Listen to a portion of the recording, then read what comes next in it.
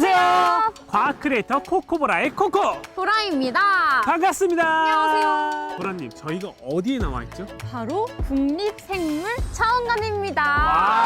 와우. 생물 관련되면 코코보라가 빠질 수 없잖아요. 맞아요. 그래서 한 걸음에 달려왔습니다. 네, 뼈가 없다면 우리가 어떻게 되겠죠? 이렇게 될 거예요. 네, 맞아요. 그리고 생물마다 각자 다른 뼈를 갖고 있잖아요. 그런데 여기 으스스 뼈 전시에서 각자 다른 생물의 뼈가 전시되어 있다고 해서 저희가 한번 보러 왔습니다. 맞습니다. 그럼 바로 들어가서 확인해 보도록 하죠. 고고고고!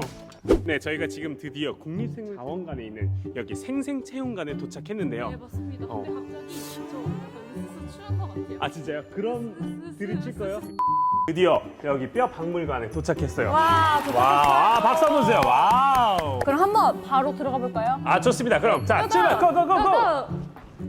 네, 전시관에 들어오자마자 증강현실 체험존이 있는데 여기서 재밌는 건 사람이 뼈가 없으면 어떻게 될까라는 생각지도 못한 신박한 질문을 하더라고요. 이 질문의 정답은 여러분들이 직접 오셔서 체험을 통해 알아보면 좋을 것 같습니다. 그럼 본격적으로 첫 번째 전시를 둘러볼까요? 저도 처음에는 무척추가 뼈가 있나? 라고 생각했는데 여기 문어를 보고 왜 문어가 여기 있죠? 무척추 동물이라고 해서 몸을 이루는 골격은 없는 건 아니니까요. 조개나 소라, 또 게 먹을 때 보면 뭐 있어요? 껍데기. 네, 맞습니다. 굉장히 연약한 몸을 가지고 있잖아요. 그래서 그쵸. 이 몸을 보호하기 위한 껍데기를 갖고 있고 개나 곤충 같은 절지동물도 딱딱한 껍질로 몸이 덮여 있죠. 무척추 동물 중에서도 그 척추 동물이랑 비슷한 그런 걸 갖고 있다는 게 있다던데요. 네, 바로 척 바로 멍게의 척삭! 제가 듣기로는 사람도 있다고 하거든요. 그 엄마 뱃속에 있을 때 척삭이 있다가 척추뼈가 감싼다고 하는데 멍게는 이 어릴 때부터 쭉 있다가 어느 한 곳에 정착을 하면 그때 사라진다 그러더라고요. 그리고 멍게의 척삭은 무척추 동물이 척추 동물로 진화하는 과정을 알려주는 굉장히 중요한 단서인데요. 척추뼈가 생기면서 척삭 부분에 있던 신경을 보호하고 몸도 지탱해줄 수 있게 됐고 덕분에 복잡한 감각을 느끼거나 자유롭게 움직일 수 있게 되는 등 지능이 발달할 수 있는 바탕이 마련됐죠. 무척추 동물이 전체 동물 중에서 97%를 차지한다고 하는데 복잡한 생각을 하지 않아도 이 지구에서 잘 적응하는 것 같습니다. 그러면 바로 다음 거 한번 보러 갈까요? 네. 자, 고고고! 여기서 문제. 최초의 척추 동물은? 정답은 어류입니다. 어류의 척추는 몸을 지탱해주고 뼈 성분이나 비닐 같은 게 변해서 만들어진 다양한 모양의 가시는 몸을 지키거나 모습을 뽐내는 등 여러 기능을 수행하는데요. 엄청나게 컸던 고대 상어 메갈로돈 아세요? 알죠? 그쵸? 내가 연골어류라 가지고 뼈가 다 없어지고 이빨만 남아있대요. 지금 보시는 것처럼 이빨의 크기를 통해 몸체가 어느 정도였는지 알 수 있다고 합니다. 다음 장소로 또 이동을 해볼까요? 고고고! 다음으로 만나볼 전시는 바로 양서류와 파충류인데요. 여기서 문제. 거북이 등껍질은 어디 부분의 뼈일까요? 정답은 갈비뼈입니다. 바로 거북의 등껍질은 갈비뼈와 각질이 변해서 만들어진 거예요. 그렇군요. 지금 여기 늑대 거북 보이세요? 늑딱지가 조금 둥글게 생긴 거를 볼 수 있어요. 그래가지고 얘네가 달라당하고 넘어지면은 일으켜주지 않으면 혼자서는 일어나기 힘들다고 해요. 여기 와서 놀란 게 여기 뱀을 보시면 뼈가 정말 많은 걸 알 수 있는데요. 뼈가 무려 120개나 있대요. 그렇죠. 다음으로 넘어가서 보도록 하죠. 네, 그럴까요? 고고고고고! 여기서 문제. 조류는 뼛속까지 땡땡 본능이다. 정답은 비행입니다. 보통 조류의 특징이 뭐죠? 바로 나는 거죠. 그쵸, 바로 네. 나는 거죠. 그런데 날려면은 몸이 가벼워야 되잖아요. 그쵸. 그래서 조류는 하늘을 날기 위해서 뼈가 굉장히 독특하게 변했습니다. 가벼워지기 위해서 뼈속이 공기로 차 있다고 해요. 여기 뼈가 잘라진 모습을 보실 수가 있는데 그쵸. 안에 공기로 좀 가득 차 있는 거를 볼 수가 있습니다. 뼈만 보고 이 새는 이런 특징이 있어서 이렇게 생겼구나 라는 걸 알 수 있는 게 진짜 재밌는 것 같습니다. 그러면은 네. 바로 저희가 기대하던 한번 포유류로 가볼까요? 고고! 고고고! 포유류 고고고고! 와우! 드디어 포유류예요. 그렇죠. 여기 사람도 포유류잖아요. 그래서 네, 맞습니다.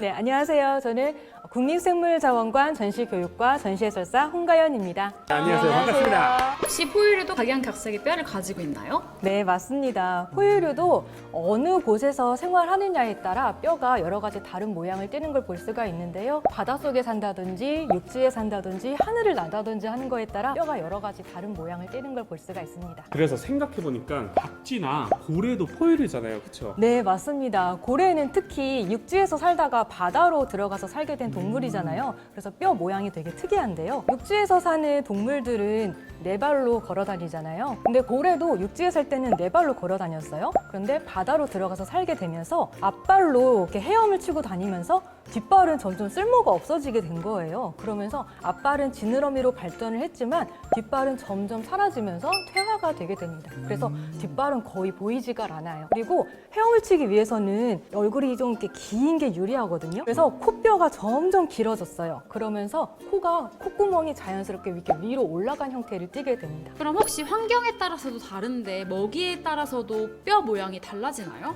네, 맞습니다. 고기를 먹는 육식성 포유류랑 풀을 먹고 사는 초식성 포유류들이 있는데요. 육식성 포유류는 그러면 뼈가 어떤 특징을 가져야 할까요? 일단 날카롭고 아그작아그작 먹을 수 있는 그런 턱뼈. 맞아요. 그 질긴 고기를 잘 이렇게 씹어서 먹어야 되기 때문에 송곳니가 굉장히 날카롭고요. 그리고 사냥을 해야 되기 때문에 발톱도 굉장히 날카로운 걸 볼 수가 있습니다. 그리고 초식성 포유류들은 적이 많아요. 천적이 많아요. 그래서 잘 달려서 도망을 가야 된단 말이에요. 그래서 발에 발굽이 있어서 그 충격을 좀 덜 오게 해주는, 막아주는 그런 역할을 한다고 해요. 근데 제가 궁금한 거는 코끼리를 보면은 그 상아 같은 게 있잖아요. 네. 근데 초식인데 왜? 상아가 일단 뭔지 아세요? 저 알아요. 뭔데요? 이빨. 오! 이 변형돼서 생긴 거. 앞니가 그렇게 변한 거거든요. 네. 이런 식으로 그 코끼리의 상아처럼 특별하게 자란, 크게 자란 이빨을 엄니라고 해요. 네. 근데 그 코끼리의 상아, 엄니는 공격용이 아니고요. 땅을 파거나 이렇게 길을 만들 때 쓰는 그런 자기의 생활을 편의를 위해서 쓰는 이빨이랄까요? 네, 그래서 조금 다릅니다. 네, 그러면 더 재밌게 또 이야기를 이어갈 만한 이젠 초식성 동물들 뼈를 한번 보러 가볼까요? 네, 너무 너무 좋죠. 좋아요. 저 진짜 네. 궁금했어요. 그쵸? 초식. 그쵸? 사실 궁금한 거 맞으시죠? 맞아요. 네, 여기 저희가 이제 초식성 동물들을 보러 왔는데요. 이 초식성 동물들 중에 우루와 고라니는 암컷이랑 수컷이랑 다르게 생겨서 뼈만 봐도 구별을 할 수가 있어요. 어떻게 구별을 할 수 있을까요? 고라니는 여기 이렇게 뱀파이어처럼 이빨이 이렇게 뾰족하게 튀어나와 있고 노루도 보면은 뿔이 달려 있는 걸 볼 수 있는데 이 두 개로 봐서 얘네가 수컷인 것 같습니다. 역시 코코보라. 네. 감사합니다. 약간의 지식이 있습니다. 포유류 하면은 이게 또 빠지면 안 되죠. 네. 바로 우리 사람입니다. 아. 네. 그래서 우리 이제 사람 뼈도 한번 어떤 특징이 있는지 보러 가볼까요? 네, 좋습니다. 그럼 바로 이동할까요? 네, 좋아요. 네. 영장의 뜻이 정확히 뭔지 혹시 알 수 있을까요? 네, 영장류는 가장 지능이 높은 동물인데요. 그래서 모든 것의 첫 번째, 가장 뛰어난 우두머리라는 뜻을 가지고 있어요. 원숭이라든지 고릴라, 침팬지, 오랑우탄 등등을 포함하는데 꼬리가 없는 원숭이를 유인원이라고 하거든요. 사람도 포함되겠죠? 네. 그래서 사람은 영장류이자 곧 유인원이라고 할 수가 있습니다. 그러면 그 사람도 유인원이라고 하셨는데 그 네. 사람과 유인원에 어떤 차이가 있는 거예요? 사람은 직립보행, 즉 똑바로 서서 걸을 수 있다. 그 점이 가장 큰 차이점입니다. 뼈 구조를 보면 알 수가 있어요. 사람 뼈 골반을 보면요. 약간 항아리처럼 골반이 이렇게 동그랗게 말려 들어가 있는 걸 볼 수가 있어요. 고릴라라든지 오랑우탄 같은 이런 유인원들은 골반 뼈가 이렇게 부채꼴처럼 펼쳐져 있어요. 그래서 다리가 약간 이렇게 11자처럼 이렇게 곧게 되어 있는 걸 볼 수가 있거든요. 그리고 이렇게 중심 잡기도 힘들 거예요. 왜냐면 사람은 골반 뼈가 이렇게 말려 있기 때문에 다리를 좀 한쪽으로 모을 수가 있어요. 한 점으로. 근데 다른 유인원들은 다리를 모을 수가 없고 펼쳐져 있다라는 거예요. 사람이 걸을 수 있다는 게 이런 뼈 구조 때문이다라는 걸 알 수가 있습니다. 아까 제가 영장류가 어떤 뜻이라고 했죠? 최고! 그쵸. 최고. 네, 최고입니다. 네, 맞아요. 영장류의 뜻이 모든 것의 첫 번째, 우두머리라는 뜻이라고 했잖아요. 그만큼 영장류들은 똑똑하다는 거거든요. 똑똑하다는 건 뇌가 그만큼 크다라는 거겠죠. 네. 그래서 이 큰 뇌를 보호하기 위해서 영장류들은 머리뼈가 크고 둥근 걸 볼 수가 있어요. 특히 가장 똑똑하다고 할 수 있는 사람의 뇌가 정말 크다고 볼 수가 있는데요. 네. 그래서 사람은 일반 성인의 경우에 머리 무게만 5kg에서 7kg 정도 된다고 해요. 뇌가 크고 무겁기 때문에 머리 자체의 무게도 많이 무겁다라는 걸 알 수가 있고요. 사람이 아닌 유인원들, 영장류들은 과일이나 풀이나 아니면 날것의 고기 같은 것들을 먹어요. 질기기 때문에 턱뼈가 굉장히 크고 발달한 걸 볼 수가 있어요. 그런데 우리 사람은 불을 이용하잖아요. 불을 이용해서 음식을 익혀 먹기 때문에 뼈가 점점 짧아지는 걸 볼 수가 있습니다. 그래서 턱뼈 길이만 봐도 뼈의 차이가 있구나라는 걸 알 수가 있어요. 되게 쉽게 말씀해 네. 주셔서 귀에 정말 쏙쏙 들어오는 것 네, 같아요. 맞습니다. 이제 기린뼈를 볼 거예요. 그럼 바로 한번 보러 갈까요? 네. 좋습니다. 여기서 문제. 기린의 목뼈는 몇 개일까요? 한 개, 두 개, 네.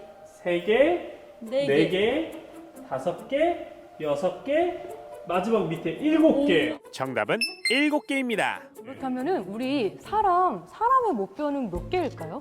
제가 한번 만져볼게요. 이거 하나인데요? 잠깐만요. 정답을 알려드리면 네. 사람의 목뼈도 놀랍게도 기린과 똑같이 7개입니다. 7개요? 네. 네. 너무 다른데요? 아니 무슨 소리야 자꾸. 진짜. 여러분들도 만약에 여기를 또 방문해 주시면은 전문가님에게 또 재밌는 얘기 듣고 많은 거를 탐방하면서 정말 좋은 시간 보냈으면 좋겠습니다. 네, 그러면 오늘 좋은 말씀 해주신 전문가님 감사합니다. 네, 전문가님 감사합니다. 네, 감사합니다.